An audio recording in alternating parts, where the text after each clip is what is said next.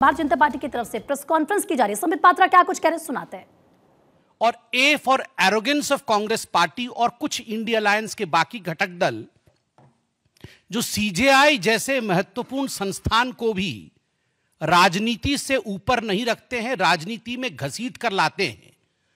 गणपति पर्व जैसे महत्वपूर्ण पर्व को भी राजनीति से ऊपर नहीं रखते हैं, राजनीति में घसीट के लाने का एरोगेंस उनके मन में होता है। तो today's press conference is on 3 A's: A for अपराध, A for appeasement and A for arrogance। पहला विषय है बंगाल का। 2 चिट्ठी आप कल से देख रहे हैं। एक चिट्ठी है sub divisional court diamond harbour का, जहां डायमंड हार्बर, ये वही डायमंड हार्बर है जहां से अभिषेक बनर्जी, ममता बनर्जी के भाईपो, जो हम लोग कहते हैं नेफ्यू, अभिषेक बनर्जी जहां से सांसद हैं, जहां खुलेआम गुंडागर्दी होती है, जहां उनका अपना एक संसार है, उस संसार में अपने आप को वो राजा मानते हैं। वहां ना पुलिस की चलती है, ना कानून का चलता है, ना वहां जजेस की चलती है, वहां किसी की दबंगई चलती है तो वो ममता बनर्जी और अभिषेक बनर्जी की चलती है। तो उसी डायमंड हार्बर के सब डिविजनल कोर्ट के तमाम जो जुडिशियल अधिकारी है, उन्होंने 8 सितंबर 2024 अर्थात इसी रविवार को घटित हुए एक घटना के विवरण को चिट्ठी और पत्राचार के रूप में सब डिविजनल कोर्ट को लिखा है।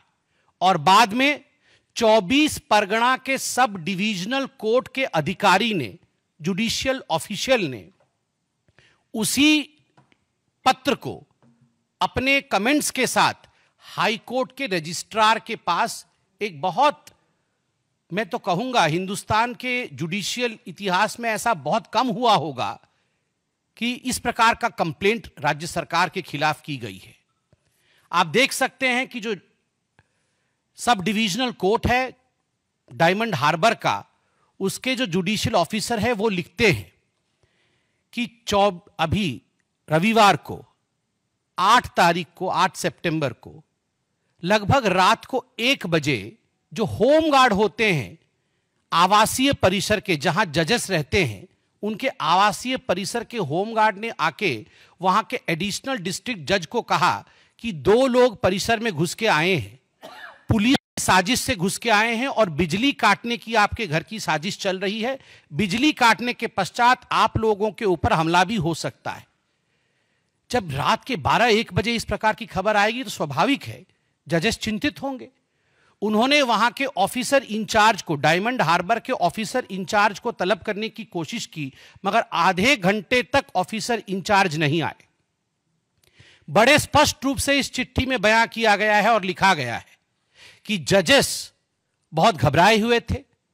कहीं ना कहीं जो 2 मिसक्रिएंट थे, कोट अनकोट मिसक्रिएंट शब्द का इस्तेमाल किया गया है। एक पुलिस अधिकारी का नाम और मोबाइल नंबर भी लिया गया है। नाम उसका कुमारेश दास है। मोबाइल नंबर मैं यहां डिस्क्लोज करूंगा नहीं, मगर नाम और मोबाइल नंबर लिखा गया है। जजेस ने लिखा है कि यह पुलिस अधिकारी उन 2 मिसक्रिएंट को लेकर आया था, उन 2 बदमाशों को लेकर आया था, और उसे निर्देशित किया गया था लोकल डायमंड हार्बर के थाने से कि आप इन दोनों को गुपचुप आवासीय परिसर में, जजेस के आवासीय परिसर में प्रवेश करवा दीजिए बिना इनके नाम को रजिस्टर करवाए, ताकि ये जाके हमारी बिजली काट सके और बदमाशी कर सके, हमें मार सके। They were trying to instill fear into the judiciary. This is what is written in the letter.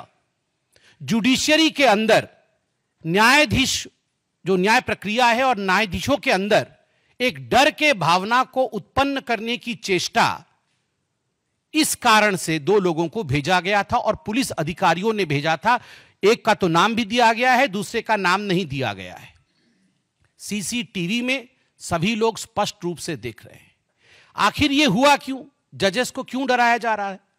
ये जो आरजी कर मेडिकल कॉलेज में अभी जघन्य अपराध हुआ है एक बिटिया को लेकर, एक डॉक्टर को लेकर, उसके पश्चात जो लोग स्ट्राइक कर रहे हैं, प्रोटेस्ट कर रहे हैं, डॉक्टर कर रहे हैं, आम जनता कर रही है, तो बंगाल की सरकार ने इनके खिलाफ स्ट्रिंजेंट पॉस्को एक्ट लगाया है।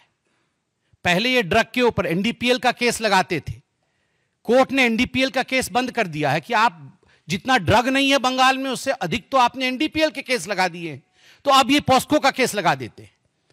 तो पॉस्को का केस इन्होंने ये जो प्रोटेस्टिंग डॉक्टर्स हैं और कुछ कार्यकर्ता हैं उनके ऊपर लगाया, जो आम जनता है।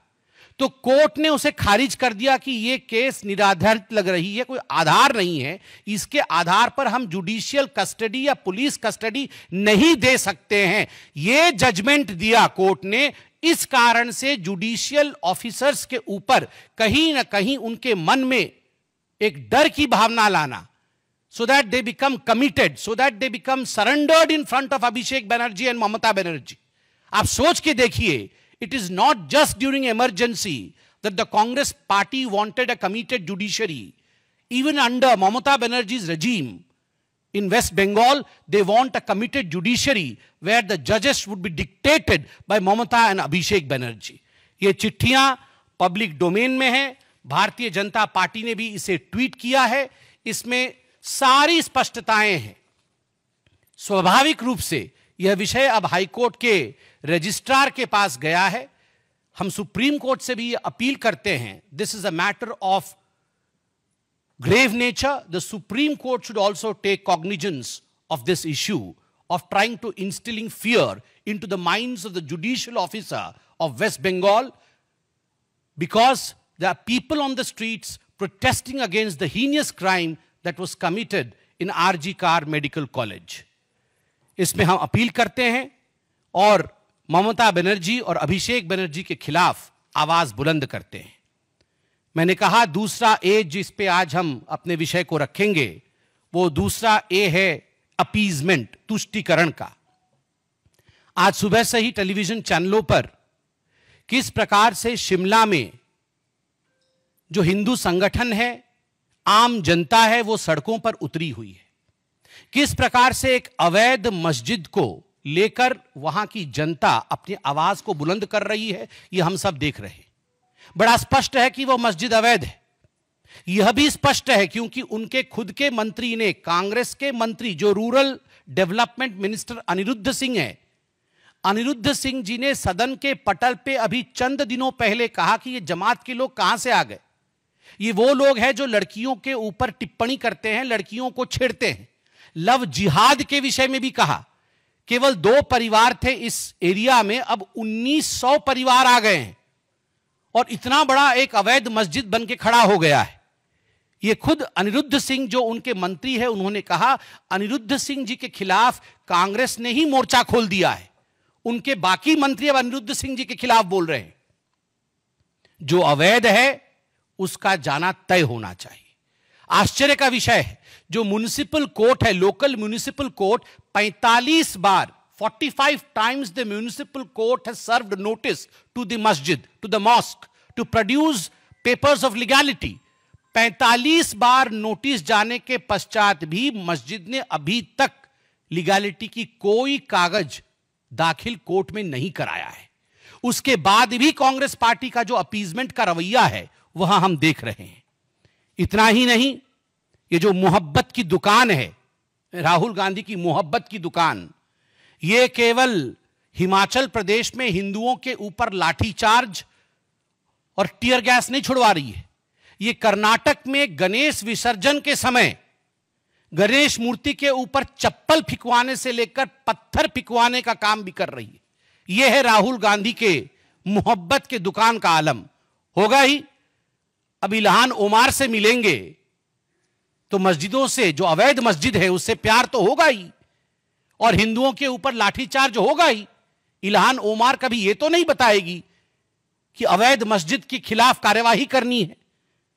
जिस बर्बरता के साथ हिंदुओं के ऊपर लाठीचार्ज हुआ है, भारतीय जनता पार्टी उसके खिलाफ आवाज बुलंद करती है। तो आपने सुना संबित पात्रा को सीधा सीधा पश्चिम बंगाल सरकार ममता बनर्जी पर निशाना वो साध रहे हैं और साथ ही साथ कई सवाल भी पूछ रहे हैं। इसके अलावा कांग्रेस पर भी हिमाचल के संजौली में जो कुछ चल रहा है उसको लेकर भी उन पर निशाना साध रहे हैं।